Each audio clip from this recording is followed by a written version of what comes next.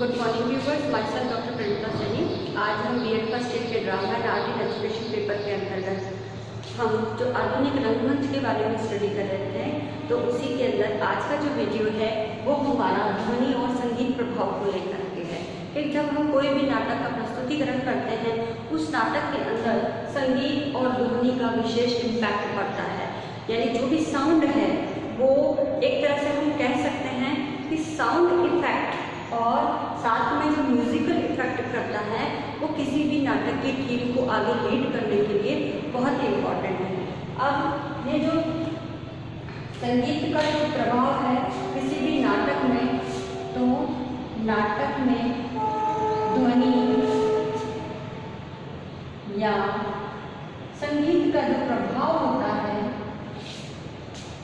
का प्रभाव, तो ये जो इफेक्ट किसी भी नाटक के अंदर आता है, ये दर्शकों के इम्पोर्टेंट सबसे बात होती है। जो भी दर्शक है उन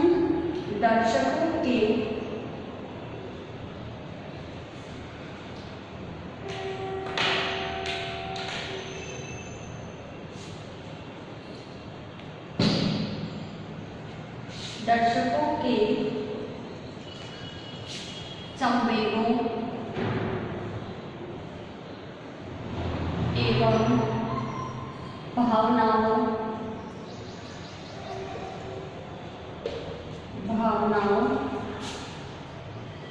को उभारने के लिए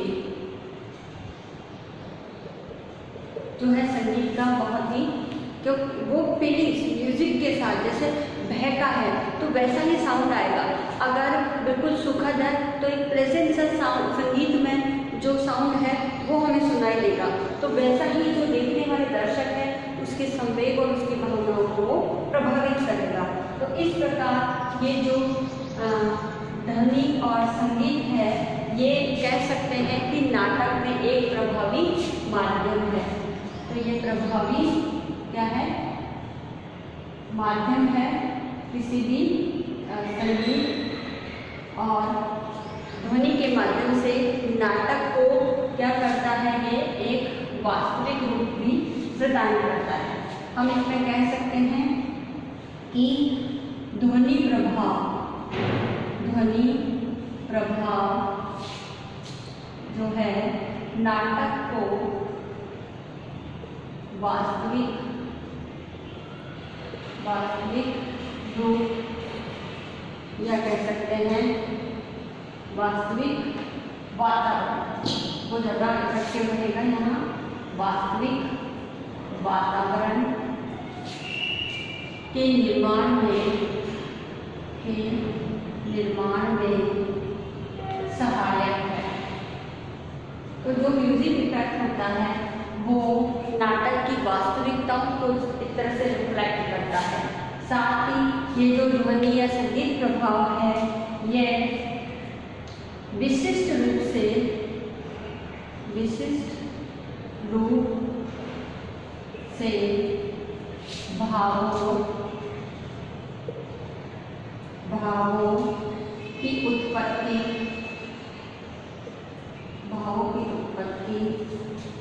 एवं वातावरण बनाने में प्रारंभिक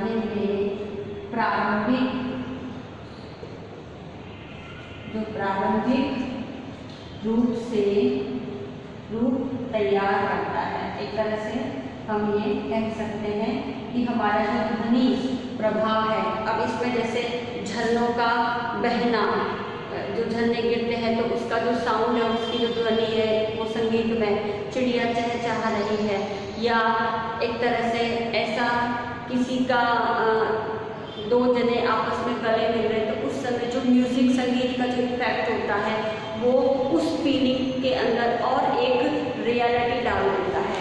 तो इस प्रकार से ये सब तैयार करने में जो है ध्वनि और संगीत का प्रभाव होता है।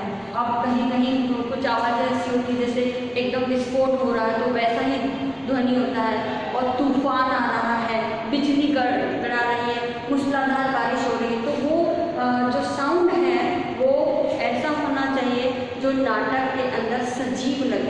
तो इस प्रकार से हम संगीत का यूज इसमें करते हैं।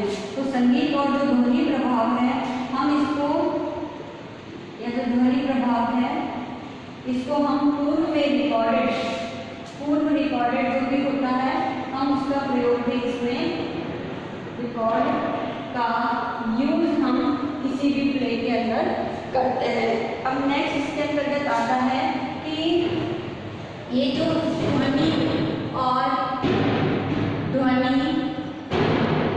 एवं संगीत प्रभाव है, इसके मूल रूप से दो कार्य हैं। तो दो कार्य जो है वो इस प्रकार से है। इसमें पहला कार्य है कि भावों की उत्पत्ति करना। सबसे पहला काम है भावों की उत्पत्ति करना, और इसका जो दूसरा कार्य है वह है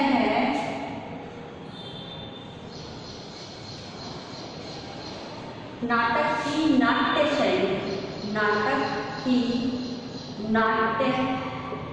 शैली का निर्धारण करना। तो इस प्रकार से ये दो कार्य हमारे संगीत और ध्वनि के जो प्रभाव है उसके हैं, जिसके आधार पर हम किसी भी नाटक के अंदर विशिष्ट जो रूप से भावों की जो उत्पत्ति करके वातावरण को क्रिएट करते हैं वो हम देख सकते हैं। अब ये जो नाटक की प्रस्तुतिकरण की शैली का निर्धारण करना, प्रस्तुतिकरण की शैली का निर्धारण करना। तो इस प्रकार से हम नाटक को प्रस्तुत करते हैं। और इस ध्वनि का जो सबसे इम्पोर्टेंट पार्ट होता है वो हमारी किसी भी जो अभिनय है करता है,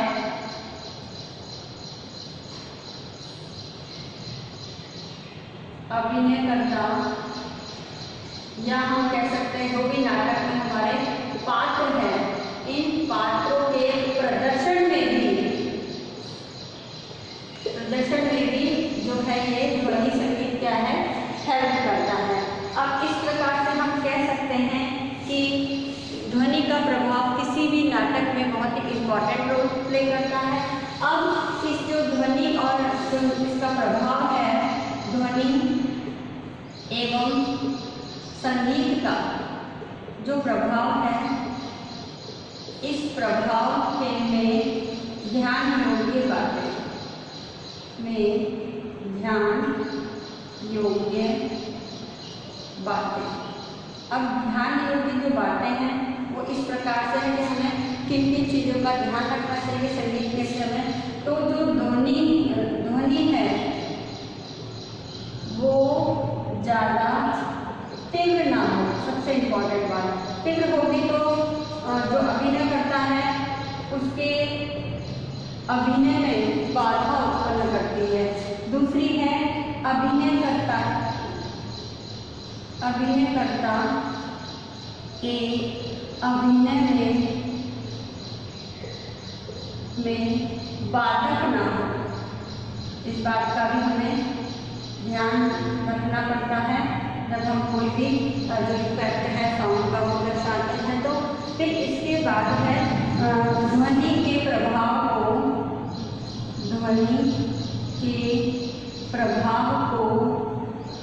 को घटाते एवं बढ़ाते रहना है। यानी हमेशा एक ही जो आवाज़ है वो एक ही होनी चाहिए, इसे घटाते बढ़ाते रहना है। सदैव एक ही जो स्पीड है और एक ही जो साउंड है उसमें नहीं होना चाहिए। साथ ही इसमें अभिनयकर्ता के अभिनय, ये जो संगीत और ध्वनि है ये जो है अभिनयकर्ता के अभिनय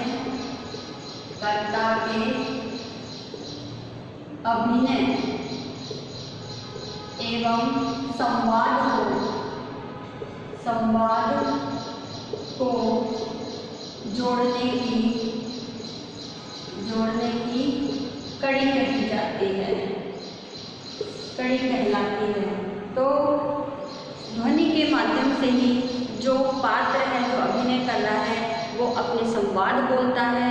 और नाटक में ध्वनि के माध्यम से ही क्या किया जाता है, कोई भी अभिनय करता है वो अपना अभिनय करता है। साथ ही इसके अंदर ये जो ध्वनि है, संगीत का प्रभाव है, ये कथानक का मतलब होता है थीम। हमारे जो नाटक की थीम है, इस थीम को आगे बढ़ाने का कार्य भी करती है, आगे बढ़ाना। तो इस आगे बढ़ाने से संबंधित भी है जो काम करती है। और साथ ही है घटनाक्रम, समय, ये जो हमारा ध्वनि प्रभाव है, मैं इसको यही लिख देती हूँ। इस ध्वनि प्रभाव में घटनाक्रम, ठीक है, घटनाक्रम, समय और जो नाटक की पृष्ठभूमि है, नाटक की जो पृष्ठभूमि है, इस नाटक की पृष्ठभूमि को प्रदर्शित करने में, पृष्ठभूमि के प्रदर्शन में संगीत की क्या है, एक तरह से हम कह सकते हैं इम्पोर्टेंट भूमिका है।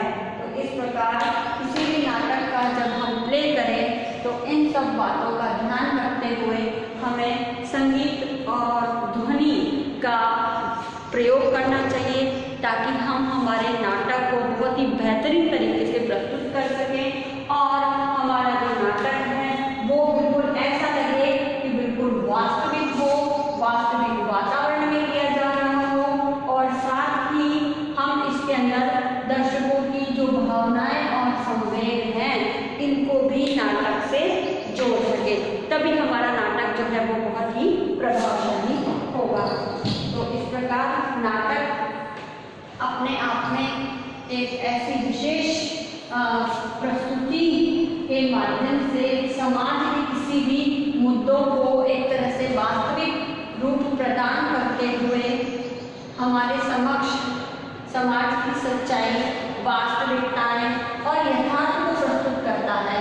और इस यथार्थ के प्रस्तुतिकरण में, वास्तविकता के प्रस्तुतिकरण में संगीत और ध्वनि ये भी इम्पोर्टेंट रोल प्ले करती है, जिससे अभिनयकर्ता अपने अभिनय को आगे बढ़ाता है।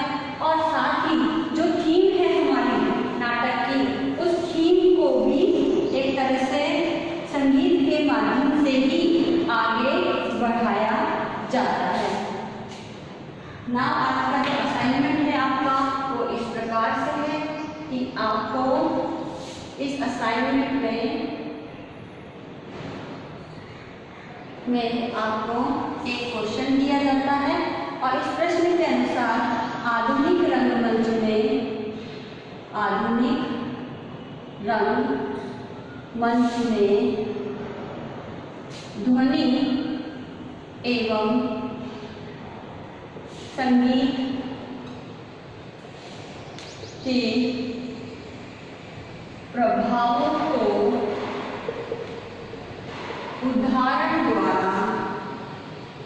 उदाहरण द्वारा